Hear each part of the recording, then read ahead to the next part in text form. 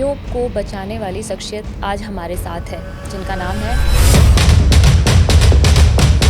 क्या क्या बताया उन्होंने? उसने सब बताया कि भाई कोई नाचना गाना कुछ नहीं होता, तो दिखावे का है सब। मर्दों के साथ सेक्स करना पड़ता है और उसके बदले में वो हमको पैसा देते हैं। सोशल मीडिया के ज़माने में कि जब कोई ये कहता है कि आई एम ए प्राउड, नहीं जानते आप 60 साल का आदमी 65 साल का आदमी है, उससे नहीं सेक्स भी नहीं होगा। मैंने पूछा ये क्यों आया, ये क्यों क्या करेगा? लड़की चली गई, थोड़ी देर में उसकी बड़ी चीखें बाहर आई। तो मैंने कहा बेटा क्या हुआ तुम्हें, क्या कर रहा था तुम्हारे साथ? बोले पैर के अंगूठे पर डाला है और उसमें नाखून बड़ा हुआ था। शायद 16 साल की बच्ची नहीं थी। पीरियड्स का भी अपना वहाँ एक फंडा है कि पीरियड्स में कस्टमर ज़्यादा पैसे देता है। पीरियड्स में कस्टमर ज़्यादा पैसे देता है, इसका क्या लॉजिक है? कहते हैं कि जब पीरियड्स में होती है तो लड़की थोड़ा सा उसके हार्मोन्स हाइप होते हैं। जो कोई दूसरे के कमरे में जा रहा है उसे खींच के लाते हैं कि मेरी माँ के पास चलो अच्छी है। अच्छा, अपनी माँ के लिए बच्चे बिल्कुल, कस्टमर्स ढूंढ के ला रहे हैं। बिल्कुल बिल्कुल, और क्या करेंगे? ये होता है। देखें आके ऑक्सीटोसिन जो गाय और भैंस को बिल्कुल। लगाया जाता है जब दूध दूध नहीं ना आता है तब, और लड़की को बड़ा दिखाने के लिए। बड़ा दिखाने के लिए, क्योंकि फेस की तो वो दुनिया ही नहीं है, जिस्म की दुनिया है वो। सेक्स वर्कर प्रेग्नेंट होती हैं तब उनके साथ क्या व्यवहार किया जाता है? तब भी उन्हें कस्टमर से डील करना होता है। हाँ, 7-8 महीने तक कस्टमर मांगता है कि ये वाली भेजो, क्योंकि उनका चीखना चिल्लाना ही उनका अल्टीमेट प्लेजर है। वो कोई औरत समझ के थोड़ी आई, वो तो एक वस्तु समझ के आए जिसका उन्होंने पैसा दिया और इस्तेमाल करेंगे, पैसा वसूल करेंगे ना। और क्या पैसा? 200-250 रुपये। बेटियों के आप दोस्त बने, बेटों के भी। खाली ये ना कहें बेटी बचाओ बेटी पढ़ाओ कि नारे ना लगाएं, बेटों को संस्कार भी दो। पहले की तरह से जैसे थे वैसे फिर से आ जाओ एक बार। वो प्राइवेट पार्ट में चूना डाल दिया था उसके, ऐसा क्यों किया उन्होंने? वो तैयार नहीं हो रही थी किसी भी तरह से, तो चूना डाल के उसके साथ सेक्स किया गया। 550 से ज़्यादा लड़कियों को बचाने वाली शख्सियत आज हमारे साथ है, जिनका नाम है अतुल शर्मा। बहुत बहुत स्वागत है मैम आपका हमारे पॉडकास्ट में। कैसे हैं आप? बढ़िया है। मैम, मैंने बहुत सारे आपके पॉडकास्ट देखे, जिसमें सबसे ज़्यादा जो जिक्र आया है वो कबाड़ी बाज़ार का आया है। हाँ। कबाड़ी बाज़ार मेरठ में है, आप मेरठ की रहने वाली हैं। जी। तो आप जब वहाँ से गुज़रती थी तो ऐसी कोई एक कहानी आपने वहाँ पर देखी जिसने आपको बहुत ज़्यादा प्रेरित किया हो? मैं अगर वहाँ से गुजरने की बात करूँ तो वो तो बहुत बाद की बात है। मेरे तो बचपन से जुड़ गया था ये सब। बहुत छोटी उम्र में थी तो उसी जगह से जाना, वो हिदायतें इतनी सारी, क्योंकि छोटा सा शहर है, एक 9 दरवाज़ों में घिरा हुआ, तो बाहर आउटर पे बहुत बसा है लेकिन अंदर तो छोटा सा शहर है। तो ये हिदायतें हर लड़की को आज भी हैं उस जगह पे, जो मोहल्ला है, कि आप स्कूल जाओगे ऊपर नहीं देखना, बाज़ार जाओगे ऊपर नहीं देखना। ये ऊपर ना देखना पहले तो घर कर गया मन में। हमने अपनी मदर को पूछा क्यों नहीं देखना, तो वो उनका सिंपल सा जवाब था कि नहीं वहाँ अच्छी औरतें नहीं रहती, बस नहीं देखना। अच्छी औरतें क्यों नहीं हैं कि नाचती गाती हैं बस। वो भी सवाल हमारे लिए अच्छा नहीं था कि भाई नाचने गाने का तो घर में भी करते हैं, फंक्शन हो कुछ भी हो। तो खैर डांट डपट के ज़माने थे कि डांट के हमारी मदर ने चुप कर दिया, चुप रहो बहुत सवाल करती हो। लेकिन धीरे धीरे सब चीज़ें चलती रहीं ऐसी, स्कूल जाते रहे, पर शायद कुदरत को मंजूर नहीं था कि ऐसी चुपचाप जाते रहें।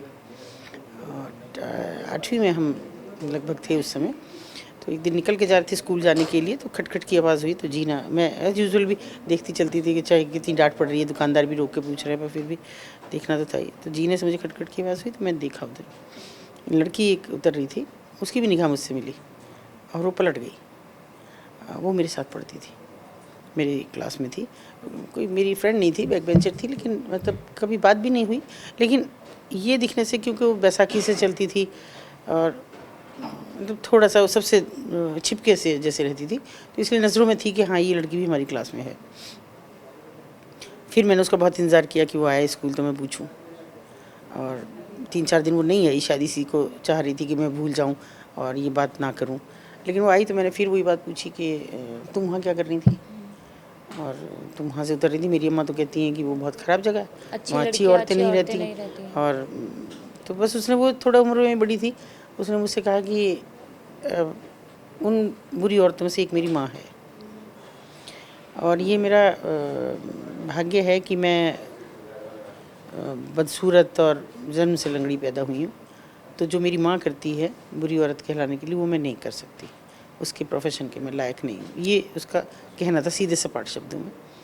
मुझे कुछ समझ आया कुछ नहीं, बहुत आपने कम उनसे एज थी। पूछा कि आपकी माँ क्या करती हैं? उन्होंने बताया? नहीं, मुझे समझ ही नहीं आया। मैंने सोचा नाचने गाने की बात ही कर रहे हैं, तो वही बस इतना ही। तो फिर मुझे लगा कि भाई जब ये पैर ख़राब है तो नाचेगी कैसे, इस प्रोफेशन के लायक नहीं है। क्योंकि हमारी मदर ने तो हमें ये बताया कि भाई वहाँ के बच्चे पढ़ते नहीं हैं, स्कूल नहीं जाते हैं। लेकिन ये अपवाद इसलिए थी कि वो, मैं मन को समझा लिया कि ये नाच नहीं सकती, तो इसलिए फिर थोड़ा भूल पड़ गई। और थोड़ा सा हमारा ऐसा ही स्वभाव था कि बात की तह तक जाना, और ज़िद थी। और उस ज़िद में ही उस ज़माने में हमने लव मैरिज कर ली। और लव मैरिज उसके बाद बड़े जो शगुफ़े थे वो तो थे, लेकिन अपने आप को सेटल करना बहुत बड़ा काम था कि वहाँ कैसे दूसरी सबकी सहमति से हुआ से, लेकिन ऐसे कि दे दो धक्का, है ना, वो ज़माना ऐसा नहीं था। वहाँ गए तो बड़ा धक्के धक्के, शर्त यही थी हमारे हस्बैंड से, वो भी पढ़ रहे थे, कि हमारी पढ़ाई नहीं रुकेगी। तो पढ़ते रहे हम। फिर शायद ऊपर वाले को लगा कि ये तो चुप बैठ गई, ऐसे तो कुछ कर ही नहीं रही है अब। फिर हमारे पड़ोस में एक महिला रहने आई, वो सबसे शॉकिंग था मेरे लिए।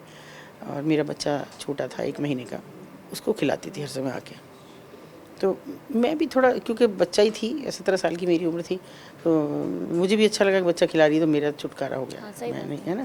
तो पर धीरे धीरे अपनापन बढ़ा, तो उसने मुझे अपनी सारी कथा बताई। पहली बार मुझे ये पता लगा कि क्या होता है वहाँ एक्चुअली।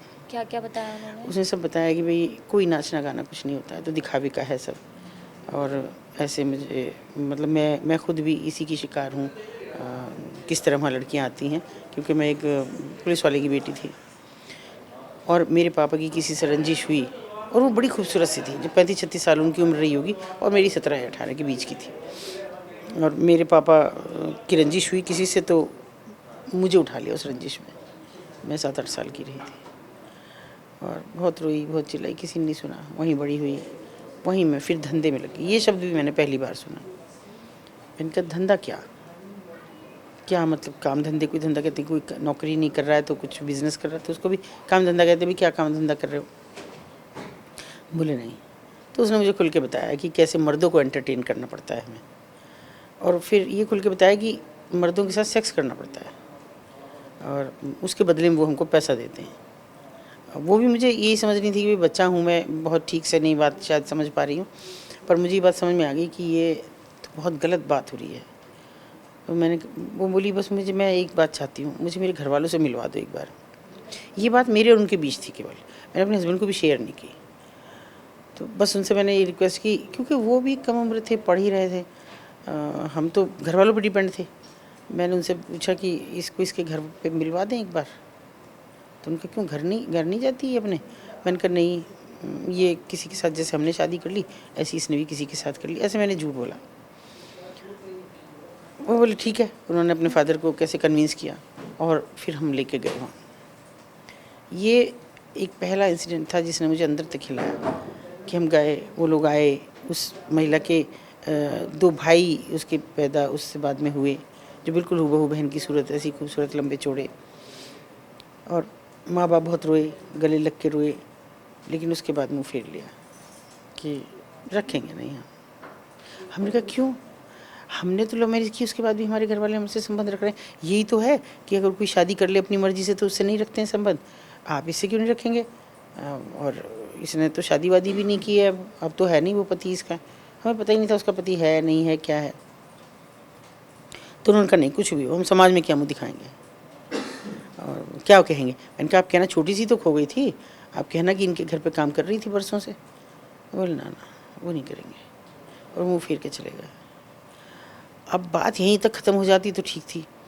पूरे रास्ते भर ये तो हमारे इन लॉज के सामने ये बात खुली कि ये तो इस पेशे में थी। हमने छुपाया और छुपा कर हम यहाँ लाए। ऊपर से हम मतलब अपनी मर्ज़ी से आए हुए, उनके घर में शादी हुई। तो जितना हमारे हस्बैंड को कहा जा रहा था वो हमें टारगेट करके कहा जा रहा था कि यहाँ ले आया और बेइज्जती करा दी और ये कर दिया। अभी हमको तो लगा हमारा घर रात बिगड़ जाएगा, बच्चों को लेकर घर जाना पड़ेगा वापस।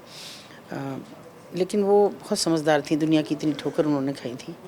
घर आने पे भी यही बातें चलती रहीं, क्योंकि हमारी मदर इन लोग को बताया जा रहा था फिर कि ये हुआ और ऐसे हुआ और ये औरत हुआ है। वो रात को कहीं निकल गई, मतलब वहाँ रुकी नहीं, निकल गई। मुझे भी सुकून हुआ कि चलो वो चली गई तो मेरा घर बच गया। पर 1 डेढ़ साल तक कोई बात नहीं हुई, घर में भी कोई चर्चा इसके बाद इस बात पे हुई नहीं कि जो बीत गई उसे विसार दो, बस बात नहीं करनी इस बारे में। समाज को ना पता लग जाए कि वो औरत ऐसी थी और हमारे घर में आना जाना था, हमारे घर में काम कर रही थी, ये नहीं होना चाहिए। तो वो हो गया सब। ये कब की बातें हैं? ये तो देखिए बात है 92 93 के आसपास, नहीं उससे भी पहले, अरे नहीं उससे पहले ना, 81 की बात है ये, 1981 की बात 81 की बात है ये। और उसके बाद में वो चली गई, लेकिन वो 1 डेढ़ साल बाद आई फिर, और ठीक से कपड़े पहन रखे थे, कुछ फल मिठाई विठाई लेके आई वो, और सीधे उन्हें पता था मेरा कमरा ऊपर है, ऊपर आई सीधी आके मुझसे बोली कि मुझे मेरे बेटे को तो गोविंदा बुलाती थी, मुझे गोविंदा को दिखा दो और मैं उसको टीका करूँगी, आज भाई दूज है। तो मैंने कहा हमारे यहाँ होती नहीं है भाई दूज। बोली नहीं मैं तो करूँगी, मेरे यहाँ होती है। मैंने कहा भाई मैं तो कर ही नहीं सकती, मेरे तो घर वाले मुझे अब तो बिल्कुल ही निकाल देंगे अगर तुम रिश्ता जोड़ोगी तो।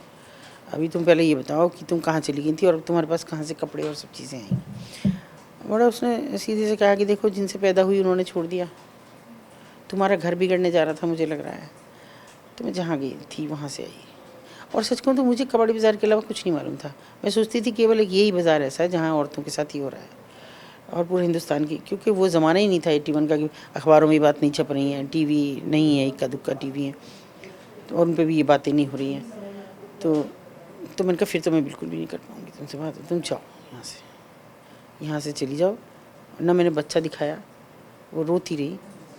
और जब वो हमारा थोड़ा बड़ा सा घर है, बाद में जाओ तो दरवाज़ा बिल्कुल बाहर छत से दिखता है, तो जब वो दरवाजे में गई तो उन्होंने पलट के देखा एक बार, बस वो तो मैं आंखें कभी भूली नहीं। आंसू थे, इतने उल्हाने थे मेरे लिए, और शायद ये शिकायत थी कि तुम भी औरों की तरह निकली।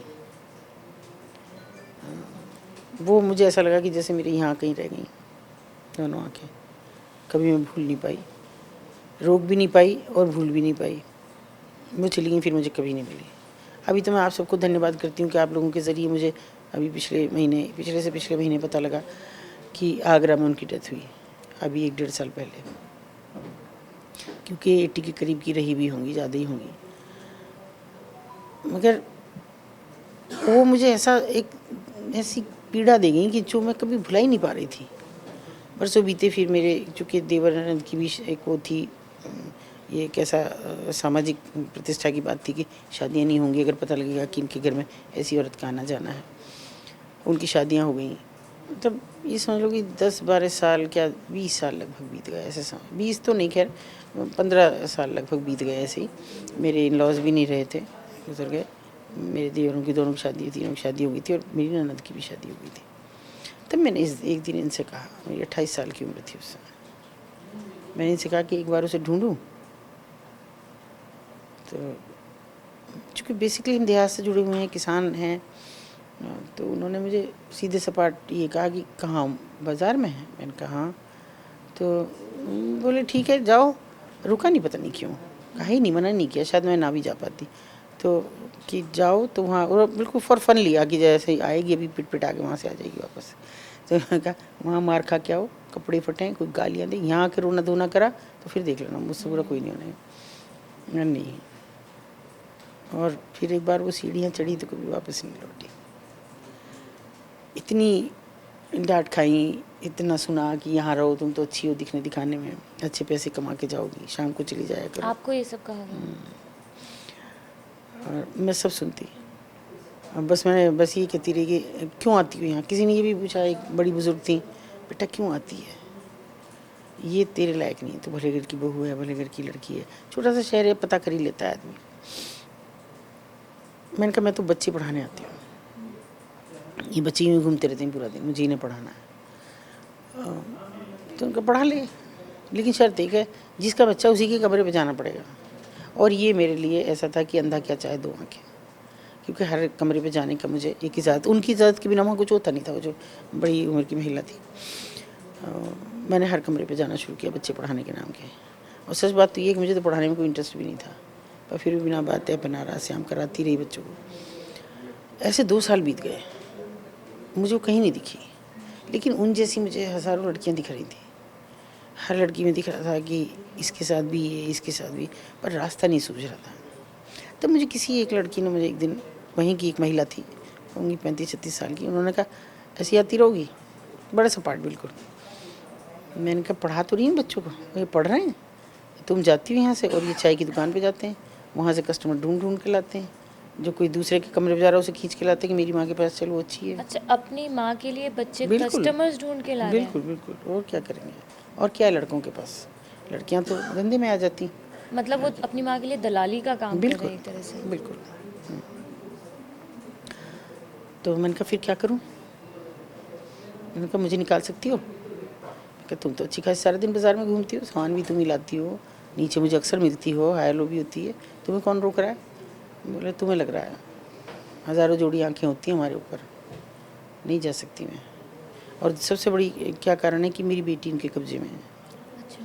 हाँ, मेरी 15 साल की बेटी है, अगले साल उसे धंधे में डाल देंगे ये, तो तुम मेरी बेटी को बचा सकती हो तो मैं निकल जाऊँगी। मैंने कहा उसका रास्ता बताओ, मुझे तो नहीं पता। उसने कहा कि रास्ता कुछ नहीं, मुझे एक रात के लिए बाहर बुलाओ अपना फेक कस्टमर भेज के, यहाँ पैसे जमा कराओ, आईडी जमा कराओ और उस रात भर के बीच में तुमको ला के देना मेरी बेटी को। मैंने 1-2 दिन का समय मांगा क्योंकि मुझे तो रास्ता ही नज़र नहीं आ रहा था कुछ भी, कैसे निकालूंगी। मैंने अपने यहाँ के एडमिनिस्ट्रेशन में बातचीत शुरू करी, कि सर इतनी सी मदद कर दो कि वो लड़की निकल जाए। अच्छा कॉज था तो किसी ने मना भी नहीं किया, और वो ज़माना भी इतना ख़राब नहीं था, ये 94 की बात है। 2 साल मुझे जाते हुए हो गए थे वहाँ पे। फिर मैंने कहा सर इस तरह से निकालना, लेकिन उसकी लड़की वहाँ पे है, वो तुम्हारे शहर में कोई जगह बताई उसने। तो उन्होंने कहा 2 दिन का समय आप हमें दीजिए। ऐसे 4-5 दिन बीत गए।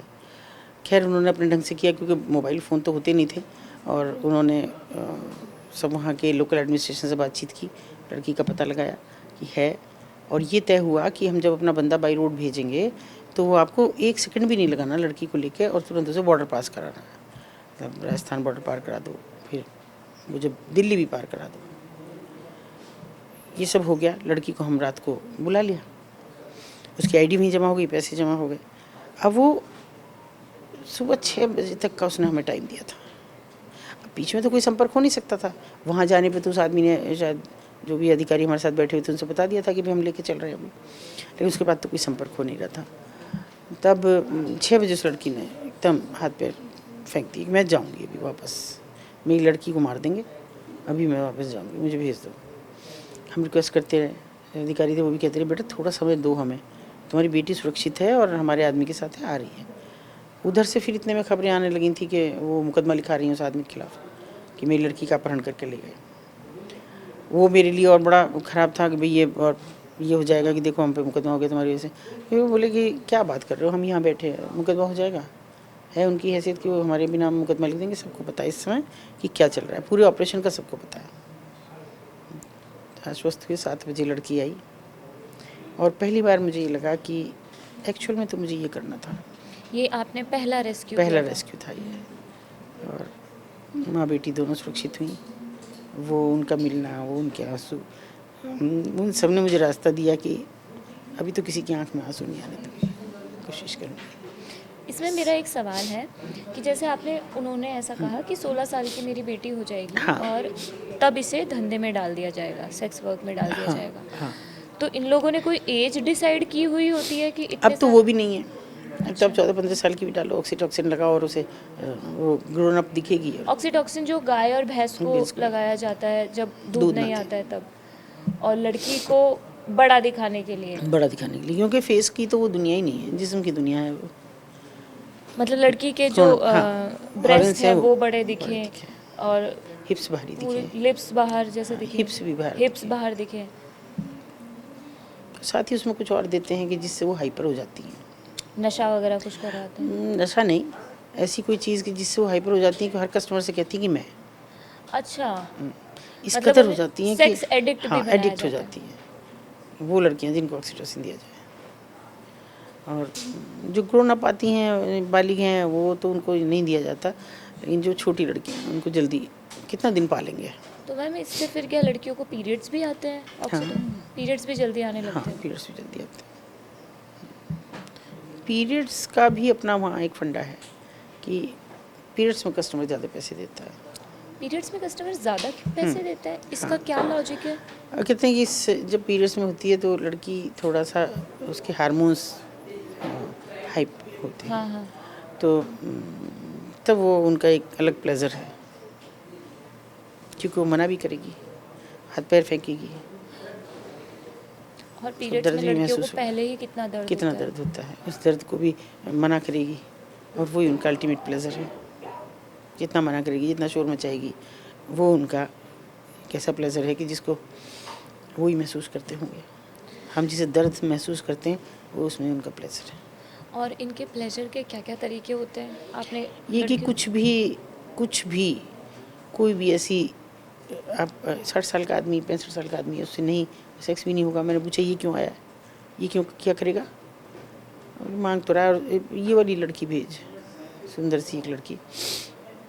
मैंने कहा इतनी छोटी बच्ची है तो तुम, अरे नहीं ये क्या कुछ करेगा, थोड़ी दीदी जाने दो।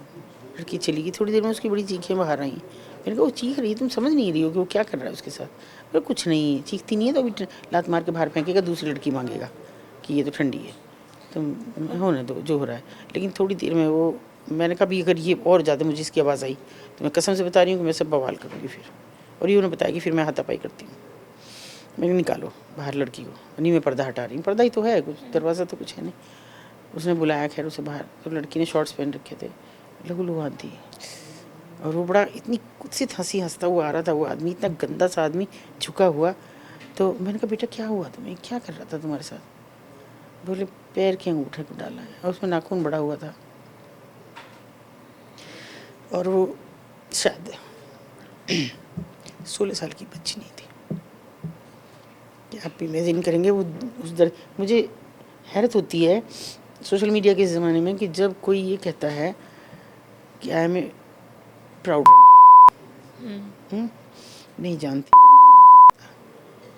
देखो आ क्या होना, जो कि जीना क्या होता है।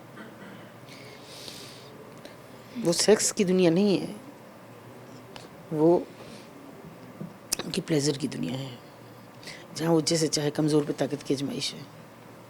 बाज की डनों फंसी हुई जैसे चिड़िया, जिसको कोई हक नहीं है कि वो मना करे, कोई हक नहीं है कि वो अगर बदतमीज़ी से उसको ट्रीट कर रहा है कि वो उसे मना करे, नहीं कर सकता, क्योंकि जितनी चोट पहुंचाएगा उतना वो आवाज़ करेगी, और वही उसका प्लेजर।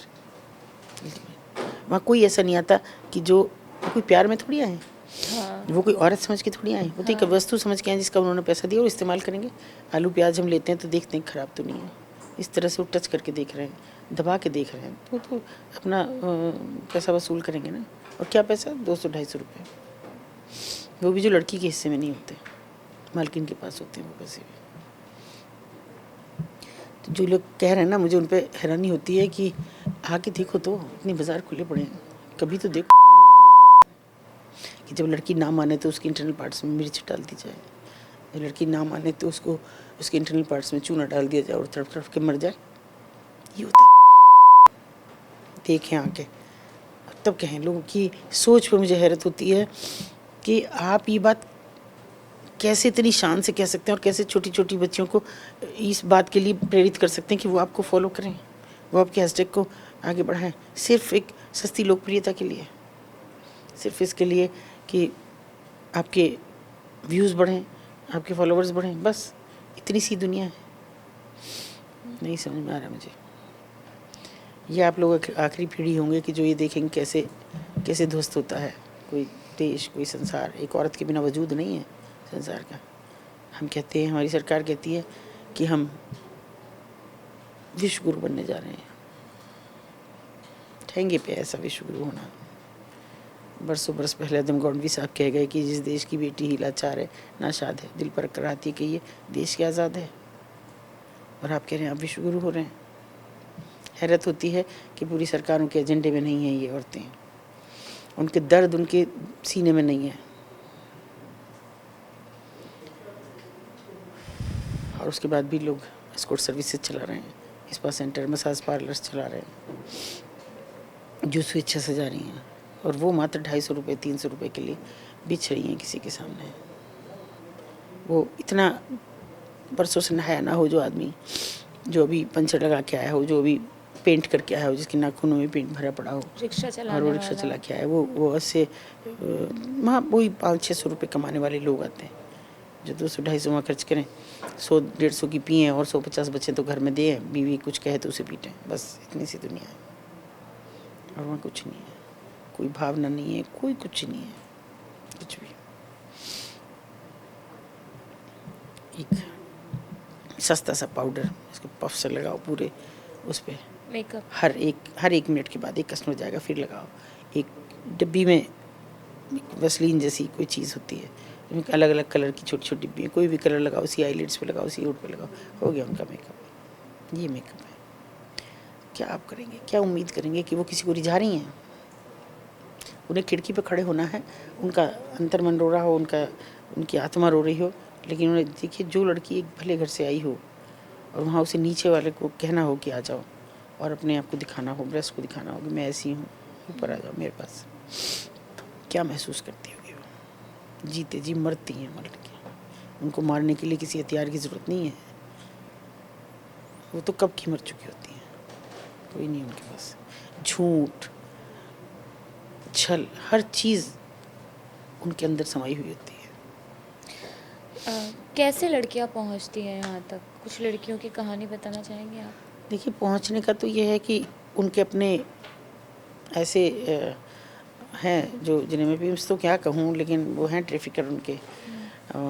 अच्छी लड़की को फंसाने के लिए अच्छे से जिम विम किए हुए, बॉडी वॉडी बनाए हुए, एक बढ़िया एक मोटरसाइकिल लेके, गाड़ी नहीं मोटरसाइकिल लेके, और वो कॉलेज के इर्द गिर्द दिख सकते हैं। जो कोई लड़की उनके उसमें फंस जाए, कुछ दिन घुमाएंगे, साल भर भी हो सकता है इसमें, घुमाने फिराने में, प्यार का झांसा देने में, और उसके बाद एक दिन ले आओ। मैं सबको कहती हूँ, आपके पॉडकास्ट के ज़रिए भी कह रही हूँ, कि ऐसी बच्चियों से मेरा ये अनुरोध है कि वो आखिर किसी से प्यार महसूस करती हैं तो एक बार अपने माँ बाप को, आपके माँ बाप से ज़्यादा आपका हितैषी कोई भी नहीं है, एक बार उनको ज़रूर बताएं कि ये लड़का है और मैं इससे मिलवाना चाहती हूँ आपको। अगर वो लड़का मिलने को तैयार हो गया तो मान लीजिए कि वो ठीक है। अगर वो नहीं मिलता और ये कहता कि नहीं पहले शादी करेंगे फिर मिलेंगे, और नहीं तो मुझे तुमसे दूर कर देंगे, तो समझ लीजिए कि वो आपको कहीं ले जाएगा, फिर शायद आप कभी लौट भी ना सकें। और दूसरा तबका वो है कि जो, देखिए, मिडिल क्लास के लोग वहाँ बहुत कम हैं। मिडिल क्लास की बच्ची के सामने बहुत सारी वर्जनाएँ हैं आज भी। उसको घर में हर वक्त कहा जाता है कि नहीं ऐसे नहीं जाना, ऐसे नहीं जाना, ऐसे दुपट्टा डालना है, आज भी हैं। ऐसा नहीं है कि आज नहीं है, क्योंकि मिडिल क्लास ही सबसे ज़्यादा अपनी इज्जत को हाथ में लेके खड़ा हुआ है। फिर बिल्कुल एकदम जो नीचे हैं, जिनको रोज़ी रोटी का भी प्रश्न है, भूख का भी प्रश्न है, बहुत सारे हैं। ऐसे में कोई फंसा था काम के नाम पे, फेक मैरिज के नाम पे, कि वहाँ पे तो अच्छे लोग हैं, दिल्ली जाएंगे, वेस्टर्न यूपी में मेरठ जाएंगे, बागपत जाएंगे, वहाँ शादी करा देंगे, बड़े लोग हैं। तो कभी कभी होती भी है एक आध शादी, वो सक्सेसफुल दिखती है तो फिर दूसरे लोग उस झांसे में आते हैं, और वो शादी कभी नहीं होती फिर। और दूसरा एक और है कि जो मतलब प्रेम संबंध में बड़े घर का, ठीक घर की लड़की को फंसाएं, वहाँ तक तो समझ में आता है, लेकिन प्रेम संबंध में इनको भी फंसाया जाता है, छोटी बच्चियों को। अभी मैंने 15 साल की बच्ची को निकाला है आप लोगों के पॉडकास्ट के ज़रिए, और अब 16 साल की है वो, कागज़ की अकॉर्डिंग 15 साल की उम्र में उसको लड़का ले गया और सोनागाछी में बेच दिया, उसको कलकत्ता बेच दिया। तो ये ऐसे इनके, और इसका कोई हार्ड एंड फास्ट रूल नहीं है कि उसको कहाँ जाना है, कहाँ से लानी है लड़की, जहाँ उसको लगे, वो जहाँ का रहने वाला है, हर जगह उनके आदमी है, उनको तो केवल एक लड़की चाहिए। अब उनकी बच्चियाँ नहीं हैं वहाँ। मैं इस चीज़ की अकेली साक्षी हूँ कि मेरे सामने ही बदलाव आया। उस समय उनकी बच्चियाँ थीं, नटकर नज़र बेड़िए, जो नाच गा के पेट भरते थे, किसी एक की हो गई तो हो गई। हाँ हाँ, तो वो तब तक ये था। और कभी कभी तो अफसोस भी होता है कि काहे लिए मैंने ये किया कि ये बच्चे पढ़ें। उनके अब बच्चे सब पढ़ रहे हैं, हाई क्लास जा रहे हैं, कि बीटेक कर रहे हैं, एमबीए कर रहे हैं, बीसीए कर रहे हैं। ऐसे में उतनी ज़्यादा ट्रैफिकिंग, हम जैसे बैठे हैं नरपिशाच समाज में जो अपनी बहन बेटियों को बेटियों को मतलब ला के पिता भी ये बेचते काम हैं। नहीं, करते हैं? पिता नहीं, लेकिन वो सब अपनी है। अगर जो सड़क जो समाज में हैं बच्चियाँ, अगर अपनी माने तो कैसे उनको बेच सकते हैं? ये पति बेचते हैं, पति ने बेचा। 2 बच्चे थे, एक 3 महीने की बेटी और 5 साल का बेटा। और पति काम के नाम पे ले आया कि चलो यहाँ तो काम कम है, मध्य प्रदेश से लेके आया, यहाँ करेंगे काम दिल्ली। निकलने समय भी उसको ये नहीं पता था कि मैं दिल्ली में नहीं हूँ, कहाँ पे हूँ। हमने उसको निकल, वो खुद से निकली। सच बात तो यह है कि उसका खुद का प्रयास इतना ज़्यादा था क्योंकि उसका बच्चा जिद कर रहा था। जब भी उसके पास कस्टमर जाता है और उस औरत को अंदर जाना पड़ता तो वो बहुत चिल्लाता था, अंदर घुसने की कोशिश करता था, तो उन्होंने उसको मार के भगा दिया बच्चे को? हाँ, और माँ से कह दिया कि अगर ये ऊपर चढ़ा ना तो इसे जान से मरवा देंगे, इसलिए इसका नाम भी मत लियो। तो उस बच्चे ने इतनी हिम्मत की कि वो नीचे ही चाय की दुकान पे उनके कप प्लेट धोने लगा। मैं यही कर दूंगा, बर्तन भी मान लेगा। 5-6 साल का बच्चा और मोटा सा, सांवला सा थोड़ा। और लेकिन उस औरत ने ना तो उस बच्चे की वो छोड़ी और ना अपनी छोटी सी बच्ची का। उसे दिख रहा था कि कल, क्योंकि अगर ये चेहरे का होता, सुंदरता का होता, तो वो औरत कहीं से भी कहीं तक, सुंदर तो छोड़ो, नॉर्मल भी नहीं थी। लेकिन उसे ये लग रहा था कि मेरे से ज़्यादा इंटरेस्ट होगा मेरी बच्ची में। उसको समझ आ गया था 10-15 दिन में। बेटा तो भगा दिया, उसमें तो कोई इंटरेस्ट नहीं, लेकिन मेरी बेटी में इनको इंटरेस्ट है, क्योंकि हर समय उससे छीन के रखते थे। वो तो वहाँ का ट्रेंड भी है कि बच्चों को नहीं देते इनको, बच्चों उसी को के क्यों ज़रिए नहीं माँ देते? रुकती है। अच्छा।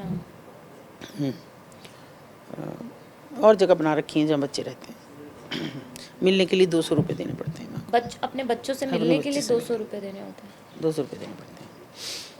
तो वो माँ ने बड़ी प्रयास करके वो खुद से भागी, समय देख के कि कब ये सब सो जाएंगी। कई बार कोशिश की, जैसे कभी कुछ नीचे फेंक दिया, मेरा कपड़ा गिर गया, मैं नीचे से ला रही हूँ, कोई ज़रूरत नहीं है, बैठ जा, हम ले आएंगे। कभी ये को ले रही थी, उसके पास एक छोटा सा पर्स था जो वो घर से आई थी, तो गंदा सा कुछ था उसमें। नहीं, मेरा पर्स गिर गया। बोले पर्स तो बड़ा तेरा महंगा था ना, पड़ा रहने दे, तुझे क्या करना पर्स का, पैसे रखने हैं कोई, यहीं रहे। फिर उसने ये इन दिनों में इतनी रेकी कर ली थी 15 दिन में कि कब ये सब भयंकर सो जाती हैं तक के, और मालकिन घर चली जाती है, अलग घर है इनके। तब वो भागी उस समय, और भाग के भी उसने ये इंतज़ार किया नीचे कि जब बाज़ार थोड़ा थोड़ा चलने लगे, लोग आने जाने लगे। तो दिसंबर का महीना था और वो बाज़ार थोड़ा ऊंचाई पे है क्योंकि मेन सिटी में है, और ये ऐसे बसा हुआ है शहर, ऊपर से लेके नीचे ऐसे। तो पैड़ी थी कहीं उतरने के लिए, उसके नीचे से नाली, चौड़ी नालियाँ हैं, उस नाली में छिप के बैठी हुई, नीचे घुस के इतने पानी में, ठंड में। और वो 6-6:30 बजे के करीब वहाँ से निकली तो उसने देखा कि लोग आने जाने लगे। वहाँ से निकल के वो भागी सीधे, उसे कुछ पता नहीं था मैं कहाँ जाऊँगी। तो आगे उसको एक टेम्पो दिखा जो जंजीर से बांध के छोड़ देते हैं रात को, कि भी सुबह आके ले लेंगे। उसमें जाके छिप के एक कोने में बैठ गई। थोड़ी देर बाद में वो जो टेम्पो चलाने वाला था वो वहाँ आया, उसने से देख के कहा कि अरे तू कहाँ से बैठी, उतर यहाँ से। उसने हाथ जोड़ लिए, भैया मुझे बचा दो कैसे भी, मुझे मेरा पति ही बेच के चला गया।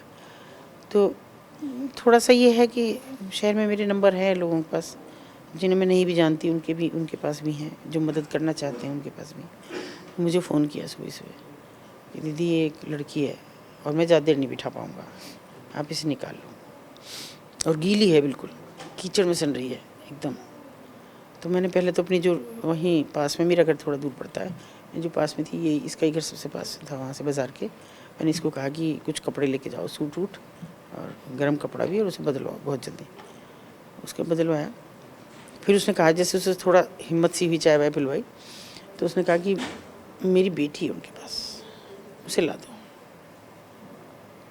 हम वहाँ से भागने वाले थे क्योंकि बच्ची को देखें, क्योंकि लगभग 1 किलोमीटर पे दूर थे हम। तो वो बोला कि किसी ने फ़ोन किया कि नहीं, बच्ची को लेके तो ये अभी अभी निकली हैं हापुड़ रोड पे, और एक वो है मार्शल गाड़ी, उसमें लेके निकली हैं।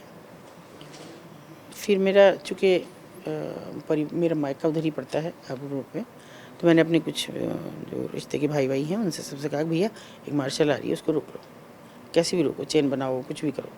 दीदी वो कुछ करेगी तो, मैंने कहा कुछ नहीं करेगी, तुम थाने के सामने बनाना है ना, फिर मैं पुलिस को जिम्मेदार बनाऊंगी उसका। उन्होंने खैर वो एक चेन बना ली, लेकिन मार्शल वाले ने जैसे ही देखा कि खड़े हैं तो वो समझ गया। उन्होंने बच्ची फेंकी और वो खेत की तरफ से उतर गए। तो समझे फ़ोन किया एक लड़के ने, दीदी वो बच्ची को फेंक के गई है एक, मैंने कहा बच्ची को उठा के तुम आ जाओ, और जा रही है मार्शल, जाने तो कोई बात नहीं, तो करेंगे। बच्ची को लेके आए, और अब गजब बात यह है कि जब हम आ गए, इस पूरे प्रकरण का उस बच्चे को नहीं पता क्या हुआ है, भाई ये बताया कि मेरी माँ निकली है। तो जब मैं ऊपर जा रही थी, फिर से मैं बात करूँ इन लोगों से, तो उस बच्चे ने मेरा पल्लू हिलाया। अच्छा। मैंने कहा हाँ बेटा, काम है, पैसे चाहिए? नहीं नहीं, ऊपर मेरी मोटो है, उसे बचा लो, मेरी मम्मी तो चली गई। मैंने कहा मोटो कौन है? मेरी छोटी सी बहन है। छोटी सी बहन है मेरी। बहन है? हाँ, ऊपर। मैंने कहा बेटा बहन तो आ गई। उसको ले लिया तो बड़ा खुश, बहुत खुश हुआ। मैंने कहा चल तेरी मम्मी को भी मिलवाएंगे। और ऐसे भागा भागा इतनी तेज़ गया। अब देखिए, ऐसा नहीं है कि ऊपर वाले के यहाँ न्याय नहीं है। वो तो खैर नारी निकेतन गई, क्योंकि पति के पास भेजने का मतलब नहीं, पति को हमने मुकदमे में निरुद्ध कराया, गिरफ्तारी भी हुई उसकी, लेकिन ज़मानत जल्दी हो जाती है इन सब मामलों में, सबूत तो कुछ होता नहीं। अभी वो चल रहा था, अब पिछले महीने हमारी गवाही थी उसमें। तो हमें वकील साहब कहते हैं कि अरे बहन जी, अरे अब तो वो खुद ही सज़ा भोग रहा है, छोड़ो। और ये औरत उसकी पत्नी थोड़ी थी, देखिए कितना गिरावट की बता रही हूँ मैं, पत्नी थोड़ी थी, ये तो गले पड़ गई थी उसके। मैंने कहा गले पड़ गई थी, 2 बच्चे कहाँ से आए? पता नहीं बच्चे अच्छे इसके नहीं थे। भाई इतना बकवास मत करो, फिर तो इसका मतलब ट्रैफिक कर दो, फिर इसको बहका के लाया। मगर नहीं, वो तो अब खाट में पड़ा है और फालिज हो गया है, उसको कोई करने वाला नहीं है। मैंने कहा उसकी यही दुर्दशा है कि खाट में लैट्रिन पेशाब करता रहता है, कोई पास भी नहीं आता, उसके उस घर में भी कोई नहीं घुसता है। मैंने कहा वो इसी लायक है।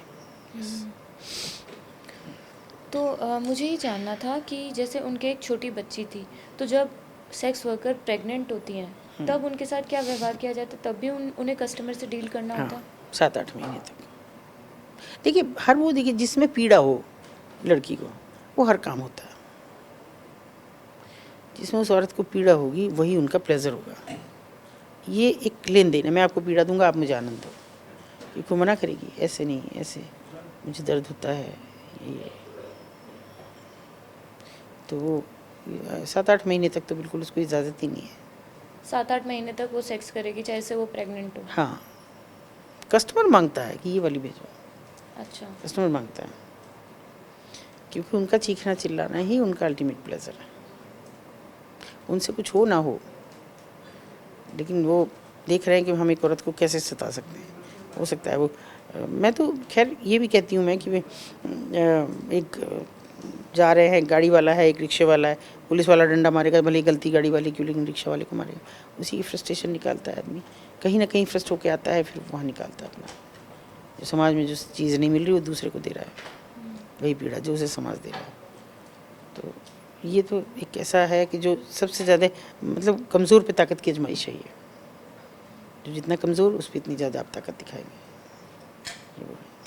और इन सब में पुलिस का क्या रोल होता है उन्हें बाहर निकालने में? कुछ नहीं, कभी नहीं निकाली आज तक, कभी भी नहीं। मैं तो बुलाती भी तब हूँ जब सारे काम हो जाए, जब लड़की बिल्कुल सामने एकदम, जैसे ये मेरे ये CEO ऑफिस है, सर्कल ऑफिसर, तो मैं तो तब बताती हूँ कि लड़की आ गई, और तब जाके। अच्छा। लड़की नहीं गायब हो जाएगी, अगर पुलिस को पहले से बता दिया जाए तो लड़की गायब हो जाएगी, और हम बता देंगे किस कमरे पे। अगर हम पहले पुलिस को बता देंगे कि वहाँ से हमें बच्ची को निकालना है, तो वो बच्ची गायब हो जाएगी। जाएगी। मतलब पुलिस वालों का कोई कनेक्शन होता क्यों? है? बिल्कुल, पैसा जाता है। पैसा जाता है? पैसा जाता है। अच्छा। 200 रुपये पर हेड जाते हैं और 1500 रुपये महीना जाता है। ऐसा कोई रेस्क्यू केस है जो आपके दिल के सबसे ज़्यादा करीब हो? ऐसे पूछोगी जिसने मुझे बरसों सोने नहीं दिया। एक बच्ची बहुत दिन से, मतलब शायद मुझसे बात करना चाह रही थी, 17-18 साल की थी। एक दिन मैंने उससे पूछा कि कुछ कहना चाहती हो, क्योंकि मुझे मालकिन को पहले देखना होता है, नहीं तो अगले दिन लड़की गायब हो जाएगी। मैंने कहा कुछ कहना है? बोली नहीं। मैं कुछ तो कहना है कि नहीं। मालकिन नहीं थी, बाई चांस बाथरूम में थी शायद। मैंने उसको ऐसे कस के पकड़ा और मैं पास लेके, मैंने कहा सच बता कहाँ से है? उसने जो बताया मेरे लिए बड़ा शॉकिंग था। क्या बताया? बहुत पास की थी, बहुत पास की। अच्छा। और उसके सगे जीजा ने उसको भेज दिया था। माँ बाप नहीं थे, बहन के यहाँ पढ़ रही थी, और बहनों ने बेच दिया। और बहन गुहार लगाती घूम रही है थानों में कि मेरी बहन नहीं मिल रही है। 16-17 साल की बहन है और बहन उससे मुश्किल से आधा किलोमीटर में। जो उसने मुझे बताया, मैंने कहा बेटा ये तो बड़ा ख़तरनाक है। तो बोले मेरे जीजा जी ने बेच दिया। अभी मैंने कहा मैं निकालूंगी तो देखो वहाँ तो नहीं दूंगी। तो मैं वहाँ जाऊँगी भी नहीं। कहा पक्का? और मैंने कहा सुनो, निकालना एक दिन का नहीं है, 2 दिन 4 दिन 10 दिन महीना 2 महीना लग सकता है। बोली कभी भी निकाल दो। नहीं निकालोगी तो नहीं सही है। बहुत उसने बेरौसी से कहा कि अब तो मुझे 6 महीने हो गए यहीं, अब क्या करूँगी। झांकती हूँ कभी कभी, देखती हूँ कि मुझे क्या पता मेरी बहन दिख जाए। मैंने कहा तेरी बहन ने रिपोर्ट लिखा रखी है और बहुत ढूंढ रही है सब जगह, हमारे पास भी आई है, पर मुझे अंदाज़ा नहीं था ये। मैंने कहा ठीक है, बहुत ही मतलब बहुत जैसे कुछ नहीं, कोई रूटीन की बात है, बहुत ठीक है, निकाल देना जब मन करे। लेकिन मुझे वो बहुत बेचैनी हुई थी। मैंने कई, और बड़ी खुर्राट मालकिन है वो, मेरे उससे कभी पटरी नहीं खाती थी, हमेशा ऐसे ही थोड़ा उससे 36 का आंकड़ा रहता था। फिर मैंने उससे कहा, मैंने कहा एक दिन पूछा मैंने, मुझे रास्ता नहीं नज़र आ रहा था। मैंने कहा एक बात बता, कभी तो अपने मन से कह दिया कर कि कोई नई लड़की आई है, इसको ले जाओ। और बोले कोई नई लड़की आई ही नहीं। मैं कहा पिछले 6 महीने में कोई नहीं आई? बोलना सच मानो कोई लड़की नहीं आई। कहा पक्का? हाँ। मैंने कहा अगर मुझे मिल गई तो फिर मैं छोड़ूंगी नहीं तुझे। बोले पक्की रहे। ठीक है। हैदराबाद की है वो जो महिला है नहीं थी, मर गई, गोली मार दी उसको वहीं। तो फिर मैंने ऐसे ही पूछा, अच्छा सारी लड़कियां आज इकट्ठी कर। सारी इकट्ठी करी उसने, लेकिन वो लड़की नहीं थी। अब मेरा तो एकदम होश उड़ गया। मैंने कहा लड़की कहाँ है वो? एक और थी यहाँ तो? ना और तो कोई लड़की नहीं थी। मैंने कहा नहीं, बिल्कुल लड़की यही थी। अब मुझे तो दिखा, देखो उसको कब शक हुआ मुझे नहीं पता लगा। अब मुझे बड़ी घबराहट हो रही, कैसे करूँ। अरे मैंने कहा नहीं होगी, मुझे लगा होगा एक लड़की फालतू, क्योंकि मैं ये भी नहीं कर सकती थी कि ये थोड़ा ऐसा करे। 2 दिन बीत गए, 3 दिन, हर रोज़ जाऊँ तो फिर वो शक करेगी कि भाई भेजे ये करने आ रहे, मैं कभी इसको भेजूँ कभी किसी और वॉलंटियर को भेजूँ। ऐसे यूँ ही रूटीन में जाते रहे। अब इसने मुझे एक दिन कहा कि मैडम वो लड़की वहाँ तो नहीं है, लेकिन मुझे डाउट एक जगह हुआ जो आपने हुलिया बताया, क्योंकि उसने भी शक्ल नहीं देखी थी, मैं ही उससे मिली थी खैर, कि वो उसके यहाँ है, किसी और का नाम लिया। मैंने कहा पक्का कर, आज और जा तू। मैंने कहा वो तो छोड़ चुकी होगी उम्मीद भी कि मुझे तो वहाँ से यहाँ शिफ्ट कर दिया, अब मुझे वो कैसे देख पाएंगी। मैंने कहा तू जा आज, पक्का कर, 1 दिन जा, 2 दिन जा, 4 दिन जा, मुझे नहीं पता, मैं उधर को नहीं झाँकूँगी। 1 दिसंबर का दिन था, तो मैंने कहा आज चलो उठाओ सारे कंडोम्स, विश्वास डे होता है। और मैंने लिया सीएमओ साहब को, मतलब सीएमओ साहब से परमिशन लेके उनके भी 2 कर्मचारी लिए कि आप भेजो आज कंडोम बंटवाओ कुछ। वो आ गए और फिर सबसे पहले हम उन्हीं के यहाँ गए, उन्हीं के उस पर वहाँ गए और लड़की मुझे एकदम सामने दिखी। 1 सेकंड मैंने लगाया कि लड़की का हाथ पकड़ा और मैंने उनसे कहा कि जो रक्षा साहब से, मैं सर मैं भाग रही हूँ, अब आप इनको रोको कैसे भी। मैं लड़की को लेके भागी, मतलब 1 मिनट लगा हमें उसे रेस्क्यू करने में। और वो ऐसे मासूम मेरे से चिपकी हुई थी। जीना छोटा होता है, उससे उतरना बहुत मुश्किल होता है, नीचे उनके गुर्गे होते हैं, वो भी रोक सकते हैं, लेकिन वो मौका नहीं लगा कि वो अपने गुर्गों को फ़ोन करे या कुछ कहें। इतने में लड़की, उसे समझ ही नहीं आया लड़की कहाँ गई। 1 सेकंड में मैं लड़की को लेकर नीचे उतर गई और सीधे भाग के हाथ पकड़ के, मैंने पीछे मुड़ के नहीं देखा, सीधे सी ऑफिस में। बस ऐसे सड़क है जैसे सामने दरवाज़ा, वहाँ लेके मैंने तब सांस लिया। और वो ऐसे मेरे से लिपट के यूँ रही, मुझे बहन क्या नहीं भेजना है। मैंने कहा बेटा बहन के नहीं भेजूँगा, मगर बहन को बुलाऊंगी ज़रूर, वो तो तेरी वजह से मरी जा रही है, वो क्या करेगी क्या नहीं मुझे नहीं पता, ये तू जानेगी। फिर बहन को बुलाया हमने, बहुत उसमें फटकार पड़ी पुलिस वालों को, बहुत। SSP को कहा हमने, मैंने कही देखिए रिपोर्ट दर्ज है इस बच्ची की, 10 कदम दूर पे थी और थर काँप रही, फिर से तो नहीं चली जाऊँगी, फिर से तो नहीं चली जाऊँगी। जो उसने आप बीती अपनी बहन को बताई, बहन दहाड़े मार मार के रोई। और उसने कहा कि मैं ही नहीं रहूँगी उस आदमी की बहन को, क्या ले जाऊँगी मैं, अब तो मैं ही नहीं रहूँगी, इसका बच्चा है मेरे है, अब मायके जाएंगे। थोड़े से दूर गाँव की थी वो लड़कियाँ दोनों। बोली मेरे से उसने हाथ जोड़ कर बस ये कहा, बस मेरी फ़ोटो नहीं आनी चाहिए। मैंने कहा फ़ोटो तेरी कहीं नहीं आएगी, वो तो आती ही नहीं है, नाम नहीं मुँह ढक के देते हैं और सुरक्षित है वो घर में। उसकी शादी में भी गए हम, शादी है उसकी। मेरी ऐसी बहुत सारी बेटियाँ हैं जिनकी शादी हुई है, मैं गई हूँ। तो आपने देखा है कि एक सेक्स वर्कर का कमरा कैसा होता है? उसका कोई कमरा नहीं होता, एक पूरा एक बस एक बड़ा कमरा, नीचे दुकान, आप सोच सकते हैं नीचे दुकान, उसके ऊपर है वो एक बड़ा कमरा है, उसी में एक चबूतरा है अगर गंगूबाई देखी हो तो चबूतरा देखा हो, हाँ हाँ हाँ हाँ। वो चबूतरा मस्ट है, क्योंकि वहीं बैठ के उनको खाना खाना चबूतरे पे ही, स्टूल डाला रहता है, वहीं कस्टमर यूज कंडोम फेंकेगा। कस्टमर कॉन्डोम्स यूज़ करते हैं? पक्का, बिल्कुल 100%। हम कहते हैं ना, बस वही एक जगह है कि जहाँ ना कराते हैं हम, ना कर दो, नहीं मिलेगा ना आज खाना तुम्हें एक दिन का, ना मिले, मगर बीमारी लेके मत जाना। और उससे सब डरते हैं इससे, तो ऐसा नहीं है, वो तो जिससे उन्हें बच्चा पैदा करना होता है उसके साथ नहीं करती हैं, बस बाकी नहीं। तो फिर मतलब मैं शायद कैसे इसे एक्सप्लेन करूं, कंडोम में ऐसा ना कहने का तो उन्हें पूरा हक है, क्योंकि हमने तो इतनी सख्ती कर रखी है। मालकिन तो नहीं कहती है, लेकिन उनको भी दिखता है, मालकिन को भी, अरे एक लड़की भी HIV पॉजिटिव होगी, तेरे पैसे मर जाएंगे। क्योंकि पैसे का ये एक परमानेंट आमदनी है, एक तो वो कि जो कमा के दे रही है, एक वो जो अपना ब्याज भर रही है। मतलब अगर एक लड़की को 25,000 रुपये में ख़रीदा गया है, तो वो 25,000 भी वही उतारेगी, वही खरीदी गई है, वही उसका भुगतान करेगी।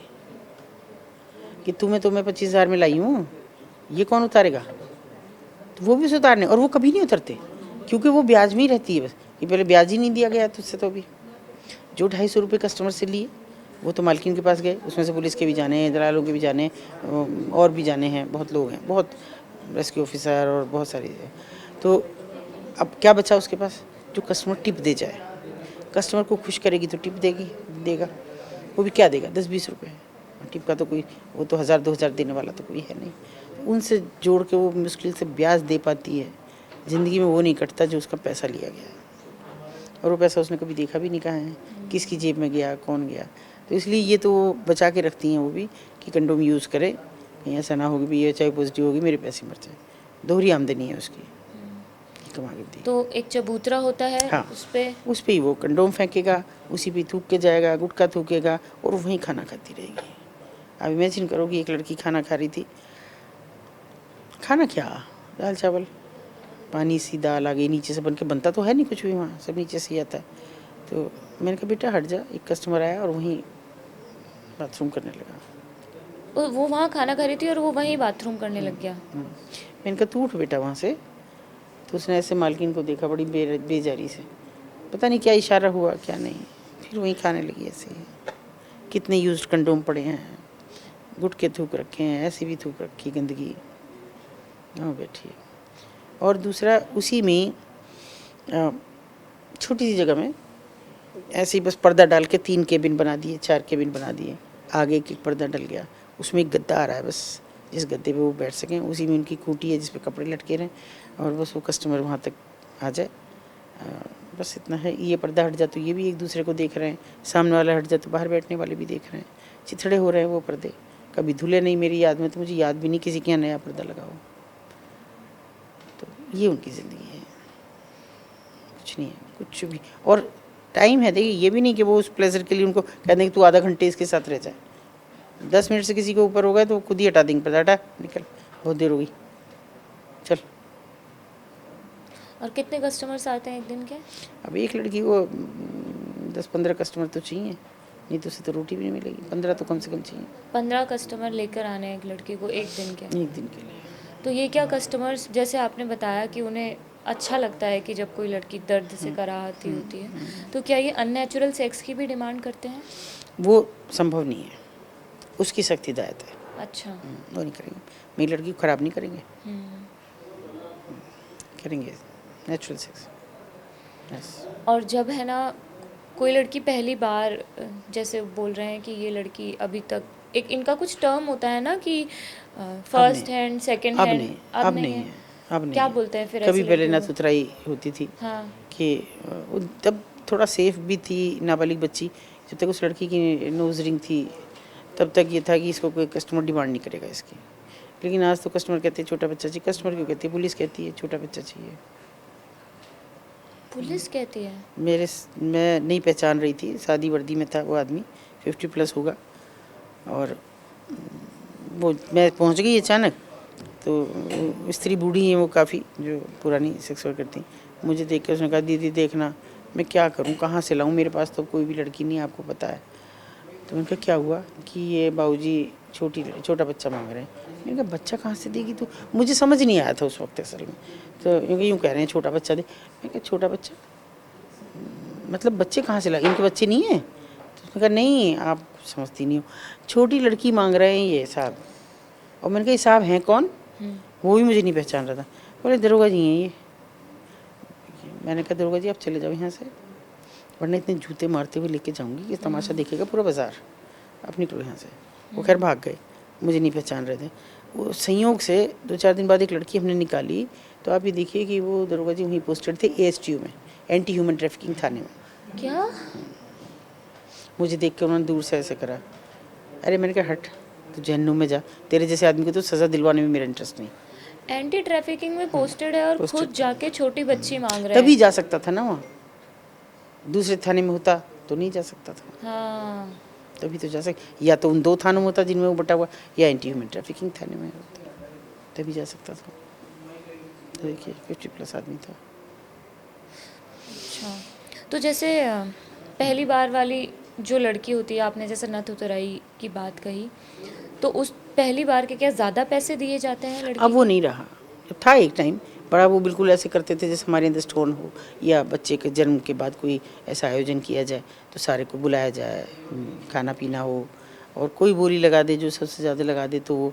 लेकिन अभी तो वो कब का ख़त्म हो गया, कब का। आपको नथ उतराई के बारे में बिंदिया की हाँ, जब नथ उतराई हुई तभी पता चला हाँ, था, तभी वो एक पहली बार बार। किस्सा बता दीजिए। हाँ, बिंदिया से जुड़ा हुआ पूरा। बिंदिया तो मैं क्या कहूँ, बिंदिया को तो मैंने तो उतराई से और मरने तक देखा है।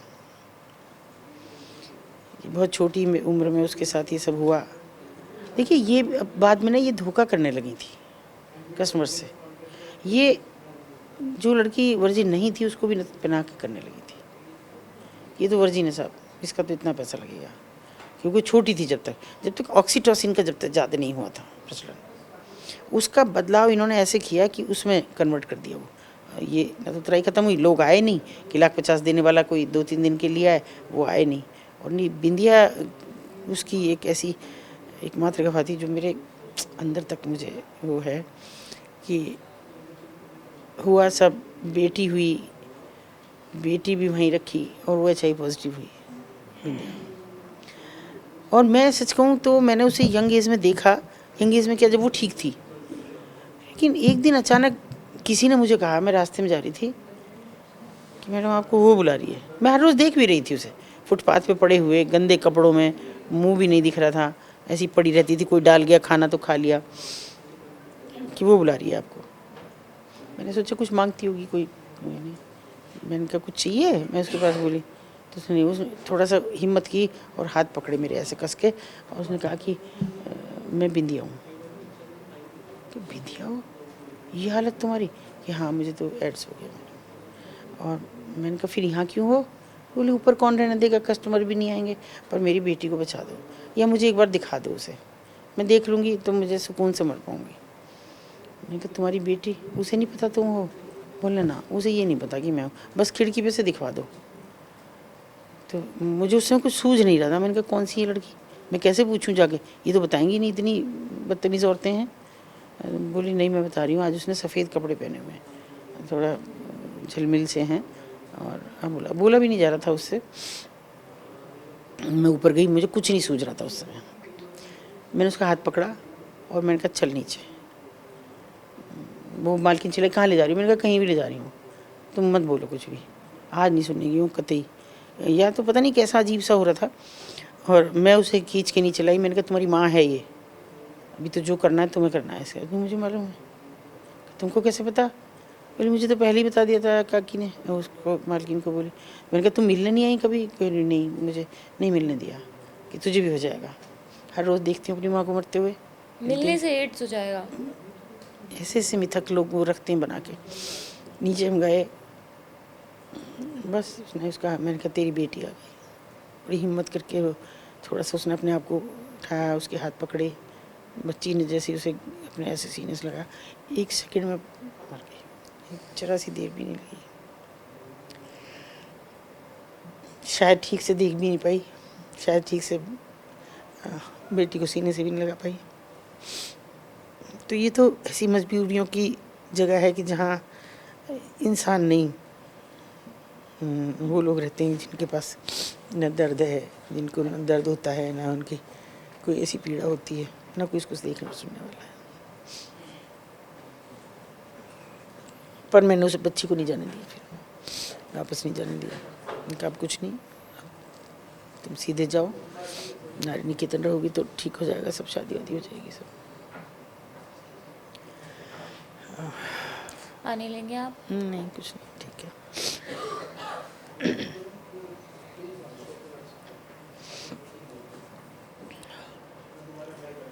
बहुत सी सी हैं कि जो वहाँ वहाँ मैं सोचती हूँ कि अभी मैं देखती हूँ लोगों को भी कि ये हुआ, ऐसे किया ऐसे किया। मुझे नहीं समझ आता कि कैसे उस एरिया में जाके अपने आप को उन सब से गाफिल रख सकता है, उनके दर्द से कैसे उनसे सीधे सीधे सवाल पूछ सकता है।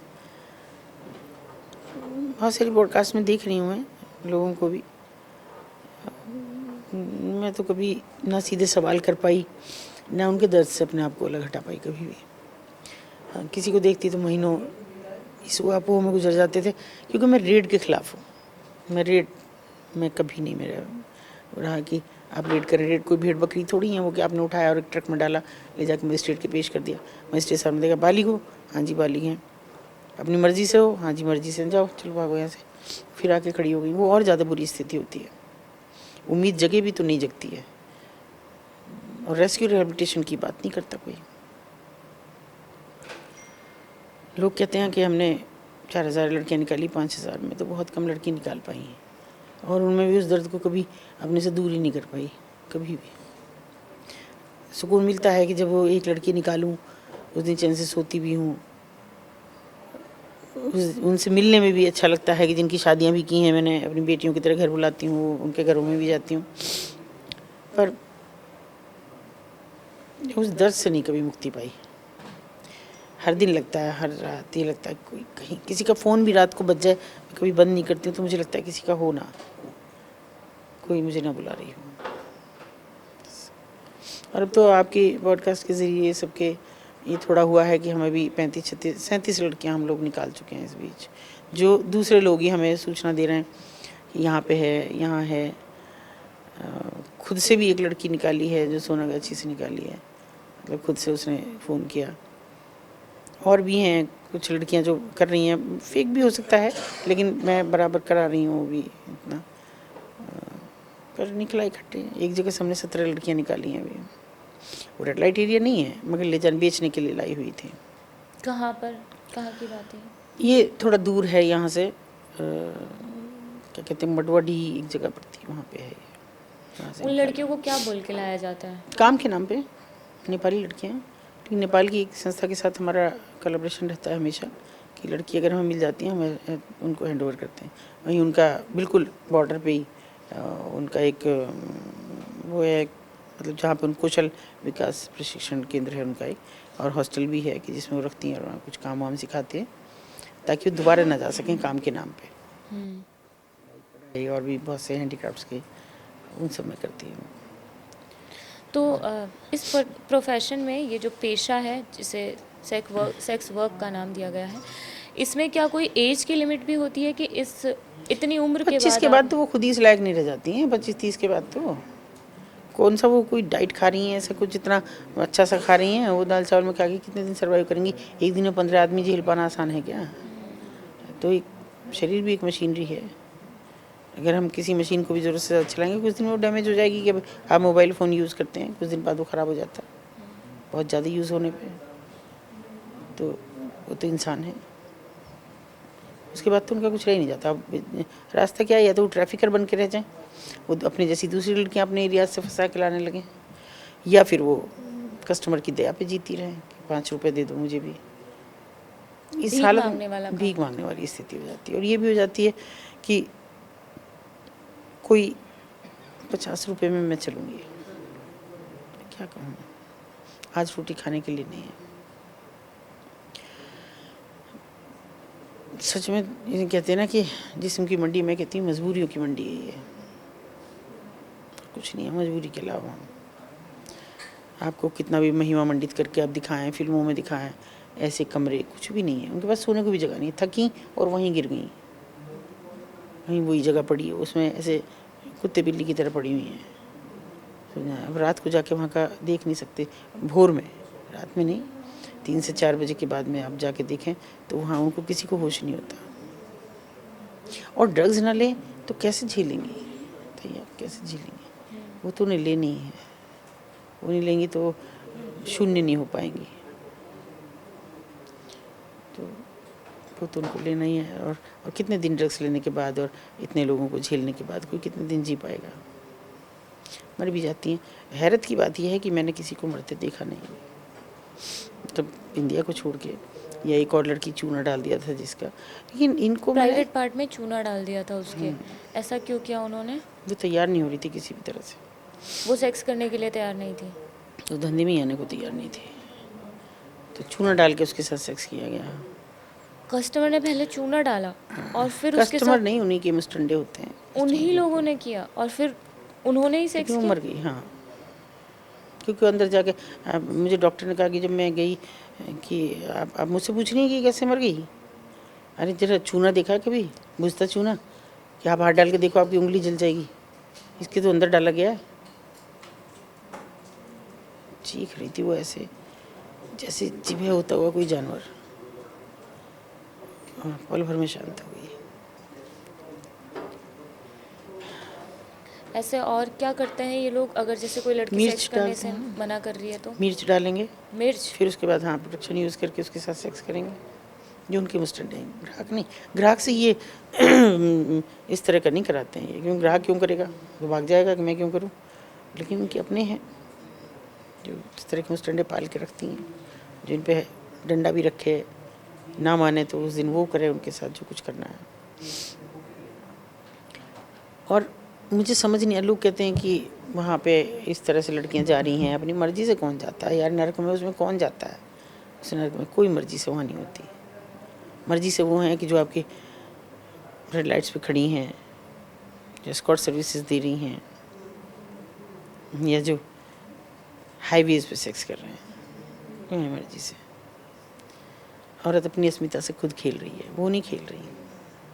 उन्हें बुरी औरतें, मैं तो सोचती हूँ कभी कभी मेरी मदर जीते रहते मैं उनके, और मैं उनसे पूछती ज़रूर कि वो ख़राब औरतें कैसे हैं।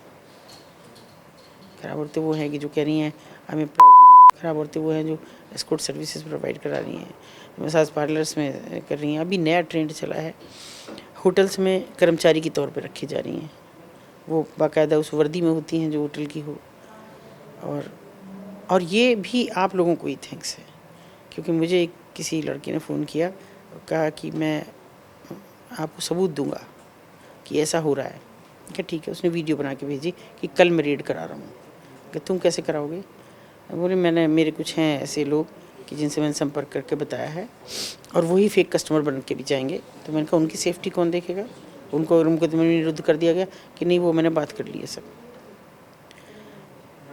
17 लड़कियाँ निकली और सब वो वहाँ की होटल की वर्दी में थी, और वो मालिक लगातार चिल्लाता रहा कि ये तो मेरे होटल की लड़कियाँ हैं, ये अटेंडेंट है, ये मेरी रिसेप्शनिस्ट है, तो काम कर रही हैं, ये कहाँ कस्टमर के साथ आप कैसे इसे इन्वॉल्व कर सकते हो? तो बस वो दिखाने के लिए ये सब था, और जो कस्टमर डिमांड करे उसके पास भेज दो लड़की को। और उनको वो अच्छी खासी तनख्वाह दे रहे थे, 30,000 रुपये महीना।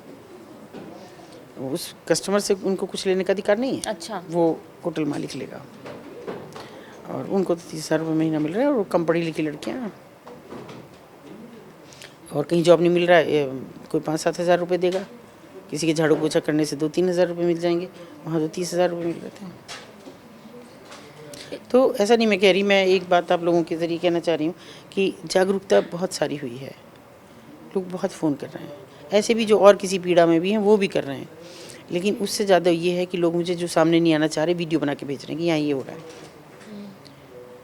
मतलब मैं अगर कहूँ तो मेरे शहर का भी भेज रहे हैं कि मुंह पे लड़की कपड़ा, लड़की नहीं औरतें कपड़ा बांध के और फलानी जगह पे खड़ी हैं, आप देखो जाके, वीडियोस भेज रखी हैं मुझे, और ये सच निकला। तो ये हैं खराब औरतें, लग्जरी के लिए, अच्छे कपड़ों के लिए, ज्वेलरी के लिए, जो ये सब कर रही हैं।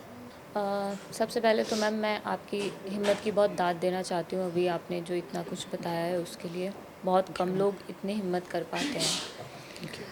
तो इसी में मैम एक दूसरा सवाल है ये मेरा कि जब कोई लड़की या औरत प्रेग्नेंट हो जाती है तो तो मैंने ऐसा कहीं सुना कि यहाँ पर क्या होता है कि जब बच्चा पैदा होता है उसके बाद माँ को ना बच्चे को गले नहीं लगाया दिया जाता है, हाँ, ये क्या होता है? एक तो माँ का दूध सूखे माँ का दूध उतरता रहेगा तो जिद करेगी बच्चे को मिलने के लिए, उसके लिए इंजेक्शन लगाए जाते हैं दूध सूखने के लिए। और बच्चा ज़्यादा से ज़्यादा मुश्किल से 1 महीने तक माँ के पास रहता है, माँ का दूध सूखने के भी इंजेक्शन लगाए जाते हैं? फिर अलग कर दिया जाता है। देती नहीं है, सामने भी है बच्चा लेके बैठी हैं, उसको नहीं देंगी। रो रहा है तो रोने दो, जितना रोएगी उतनी जल्दी माँ करेगी ग्राहक को एंटरटेन बाहर आने के लिए कोशिश करेगी। रो रहा है तो रोने दो, चुप नहीं करना है, क्योंकि तभी तो वो जिद करेगी कि मुझे जाना है और वो ग्राहक का प्लेजर होगा कि वो उस पर जोर आजमाइश करे कि नहीं जाने देना। हम किसको टीज़ करते हैं, हमें सड़क का कुत्ता दिखाई दे तो हम उसकी एक डंडा मारेंगे, लेकिन अपना कुत्ता उसको गोद में रखेंगे, उसे कपड़े पहनाएंगे, दूध देंगे, रोटी देंगे। तो ये कोई स्थिति है, वो तो उनसे भी बदतर ज़िंदगी जी रही है बहुत ज़्यादा। एक ऐसा ही वाक़या आपने एक और जगह बताया था कि एक लड़की जो सेक्स वर्क में थी उसको उसके एक अंकल दिखाई दिए, चाचा जिसे वो बोलती थी वो। वो सबसे पहली जो मैंने घटना बताई वो वही हाँ। थी, उनकी थी। तो उसके उस लड़की ने उसे बचाने के लिए कहा और उन्होंने क्या किया? वो तो बराबर उसके साथ बैठते रहे, हर रोज़ आते भी रहे। वो अलग बात है कि तुम ठीक है चाचा बोल रही हो, लेकिन उनकी बेटी हुई ये भी बताया, लेकिन देह धर्म अलग है। उन्होंने ही निकाला उसको वहाँ से, लेकिन सब पैसा जेवर सब लूट के वो भाग गए। और तब वो घरों में झाड़ू पोछा कर रही थी।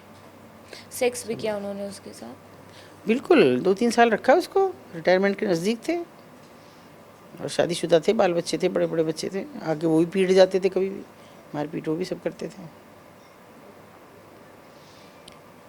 और कोई ऐसा नहीं बचा है जो अड़ोस पड़ोस में ये ना दिखता हो ऐसी उसको।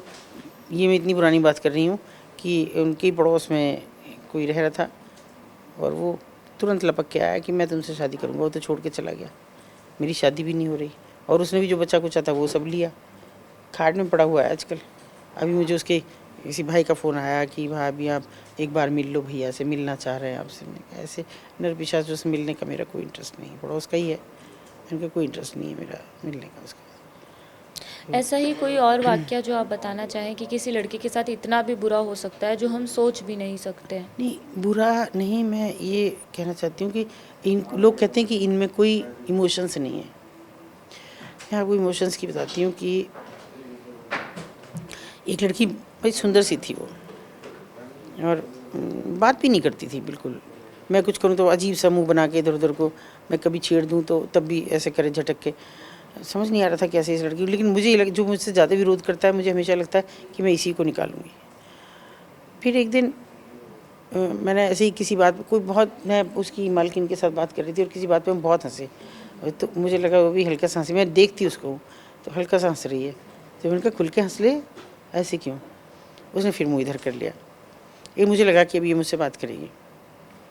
मैं फिर 1-2 दिन बाद गई तो ऐसे खुले गले रहते हैं उनके, ऐसे सामने बैठी थी वो नीचे और मैं इधर बेंच पे बैठ गई। तो मैंने उससे कहा कि क्या, इशारे से, क्योंकि मालकिन भी बैठी थी, तो उसने ऐसे करके कहा कि इसे, तो मैंने कहा मना नहीं कर सकती थी। तो बोली पैसे और भूख, ये उसने इशारे से हमारी इतनी बात हुई। मुझे बस रास्ता मेरा बहुत था कि मैं इतना बात करूं।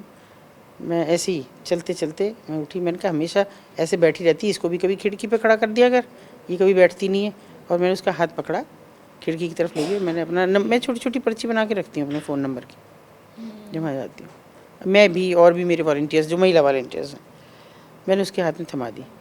पर वो हमारे लिए बहुत रिस्की होता है, क्योंकि अगर लड़की ने ले लिया तो समझ लो कि सब ठीक है, और अगर गिरा दिया तो मालकिन की नज़र में आ गया तो बहुत मुश्किल हो जाती है। उस लड़की ने ले लिया, मैं चली आई। उसने मुझे फ़ोन किया फिर कि बताओ मैं क्या करूं, निकल चलूं तुम्हारे साथ? मैंने कहा तू फिर कहेगी मेरा बच्चा वहाँ है, अब उसका पता दे, मैं पहले बच्चा लाऊं तेरा। तो मुझे बताया बच्चा तो आप ले आओगी, चल करते हैं, और तुम मुझसे ज़्यादा बात मत करना। कि नहीं ठीक है। लेकिन अचानक उसका एक दिन फ़ोन आता है मुझे कि मैंने उस दिन आपको फ़ोन किया था, इसलिए नहीं किया था, मुझे निकाल दो। मैं कुछ और कहना चाहती थी, मैंने कहा आप कह दो। बोले ऐसे नहीं, मिल के कहूँगी। मैंने कहा थोड़ा सा हिंट दे दे, नहीं मुझे बेचैनी होती रहेगी, मैं 2 दिन नहीं आ पाऊँगी, 2 दिन बाद ही उधर आऊँगी, मुझे कुछ काम है, किसी शादी में जाना है, तो तू मुझे बता। उसने कहा मुझे किसी से प्यार हो गया और वो मेरे से शादी करेगा और आप उसे जानती हो। मैंने कहा बेटा मेरे से मिले बिना, मेरे मिलवाए बिना कुछ मत करना, कहीं निकलने की कोशिश भी मत करना, क्योंकि बाहर जाके इंडिविजुअल भी धंधा ही कराते हैं लोग। बोले ना आप जानती हो उसे। मैंने कहा अच्छा ठीक है। मैंने कहा परसों आऊँगी मैं, तो तुम मुझे मिलना, नीचे आ जाना, मैं ऊपर नहीं आऊँगी। मैं गई तो वो मुझे, मैंने बता दिया मैं आ गई नीचे, तुम आ जाओ। वो आ गई और आके उसने मुझे, मैं नीचे 2 मिनट खड़ी हुई, मैंने कहा अब बता कौन है, किसे तू जानती है, क्या है। फिर मुझे शादी में भी जाना, तो उसने जो नाम बताया मेरे तो ऐसा लगा कि जैसे दिखना बंद हो गया मुझे। मैंने कहा क्या कह रही है तू? कह रही हाँ बस मुझसे गलती हो गई बहुत क्या बड़ी। नाम था? कि नहीं नाम तो मैं नहीं कौन बताऊंगी। थे वो, आप कैसे जानते? हाँ मेरे जानने वाले ही थे, मतलब वहीं पास में ही थे। मैंने उसका हाथ पकड़ा और मैं उसे वहाँ चौराहे पे ले आई। मैंने कहा यही है। उसकी घुड़चड़ी हो रही थी, उसकी घुड़चड़ी हो रही थी उस समय, शादी हो रही थी उनकी? इसीलिए तो मुझे शौक जिस शादी में लगा। आपको जाना था, ये हाँ वही शादी थी? वही शादी थी। उसने मुझे देखा एक पल को, उसे देखा, फिर वो, उसे तो भीड़ में वो दिखी नहीं, उसने मेरा हाथ छुड़ाया और वो चली गई वापस। मैंने भी मुड़ के नहीं देखा, मतलब मुझे गिल्ट सा हुआ कि मैंने क्या कर दिया, ये नहीं करना चाहिए था, इसे मुगालते में रहने देती। फिर मैंने कभी बात नहीं की, फ़ोन तो मैं कर ही नहीं सकती, भाई वही लोग करेंगी तो करेंगी। 2-3 महीने बीत गए ऐसे ही, मैं उस जगह पे गई भी नहीं। मुझे इतना गिल्ट था कि मैं कैसे सामना करूँगी उसका, तो मैं नहीं गई। फिर एक दिन उसकी मालकिन का फ़ोन आया, ऐसे भी जनरली कभी मुझे करती नहीं है। फिर उसने फ़ोन किया कि दीदी आ जाओ, और वो बहुत रो रही थी। मैंने कहा क्या हुआ, कोई परेशान कर रहा है? बोली नहीं परेशान नहीं कर रहा है, आप आ जाओ बस। और एक जगह का नाम बताया उसने, शहर से थोड़ा सा बाहर, कि वहाँ पे आ जाओ। कि वहाँ क्या है, कि यहाँ एक मेरी जानने वाली डॉक्टर है, वहाँ पे हूँ मैं। पता नहीं क्या हो गया है। गए हम 2 जने। मैंने कहा मैं कभी कभी ये सोचती हूँ ट्रैप भी हो सकता है, लेकिन अब तो क्या इतने सालों बाद, 30-35 साल हो गए। मैं वहाँ पे गई तो वो बिल्कुल हड्डी के ढांचे की तरह वो पड़ी थी, और वो एक झोला छाप डॉक्टर थी जिसके यहाँ उसने रखा हुआ था, इनकी होती हैं ये। और वो भी खड़े हुए रो रही थी। मैंने कहा ये क्या हुआ इसको? उन्होंने कहा दीदी पता नहीं, जिस दिन आप मिल के गई थी, उसने बताया नहीं उस मालकिन को, जिस दिन आप मिल के गई थी उस दिन के बाद से इसे पता नहीं क्या हुआ कि इसने अपने आप को ऐसे खर्च करना शुरू किया कि कोई लिमिट नहीं थी। सुंदर होने की वजह से हर आदमी इसके पास जाना चाहता था, तो इसने कोई लिमिट नहीं रखी। बस गलती ये हो गई कि मुझे ये नहीं पता लगा कि ये प्रोटेक्शन यूज़ नहीं कर रही, और ऐसे में कोई आया इसको ये रोक दे गया, HIV पॉजिटिव हो गई है। मैंने कहा फिर? कह रही अब मुझे पता लगा है कि ये बात क्या थी, और इसलिए इसने कहा कि बुला दो उन्हें एक बार। वो इतना भयंकर हंसी उस समय कि मुझे ऐसा लगा जैसे मुझ पे हंस रही है, और ऐसी मतलब बहुत क्रूर सी वो हंसी थी उसकी। इतनी सुंदर लड़की, इतनी बदसूरत और इतनी हड्डी का ढांचा थी बिल्कुल।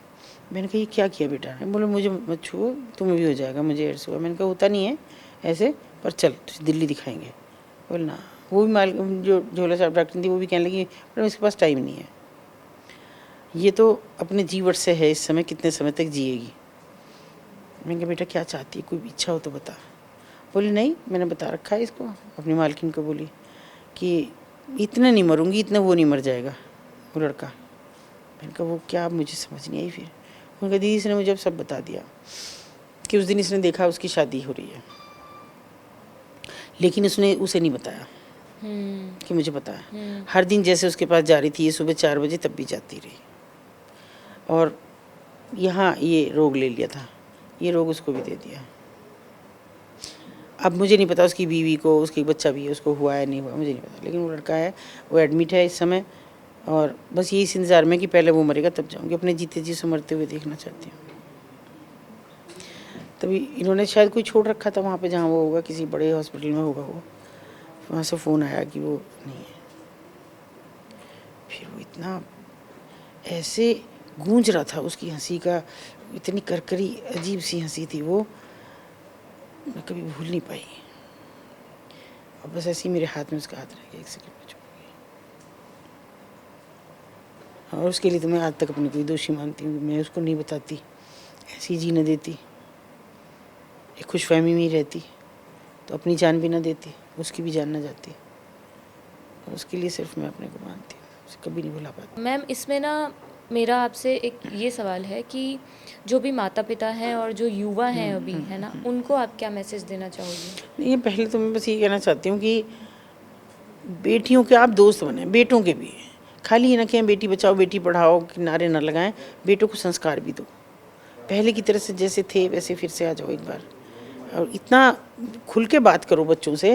अगर हमारे ज़माने हम जाएं तब भी बताते थे, आज एक लड़की ने छेड़ा रास्ते में से कहा, आज क्यों नहीं कह रही बेटियाँ, कहलवाओ। अगर उन्हें किसी से प्यार भी होता तो कोई बुरी बात नहीं है, ये तो एक सामान्य प्रक्रिया है। आप उससे पूछो, उस बच्चे के बारे में सब कुछ निकालो, अगर आपको ठीक लगता है तो कहो कि तुम कैरियर बनाओ, उसके बाद शादी कर देंगे। ऐसे भागने में मजबूर मत करो बच्चों को। और बच्चों से भी मैं कहती हूँ कि बच्चों, तुम्हारे माँ बाप से ज़्यादा हितैषी तुम्हारा कोई भी नहीं है। अगर किसी से ऐसा होता भी है तो अपने माँ बाप को सबसे पहले बताओ, अपने भाई को सबसे पहले बताओ। अगर लगता है उनको ठीक है तो उनकी साथ साथ चलो, नहीं तो छोड़ दो। बिल्कुल। सिवा नर्क के कुछ भी नहीं मिलना कहीं भी जाओगे तो। और उन लोगों से भी कहना चाहती हूँ सोशल मीडिया की ऐसे इन्फ्लुएंस में आके, वैसे भी इन्फ्लुएंसर कह रहे हैं खुद को, उसमें आके अपने आप को बर्बाद किए ले रहे हैं।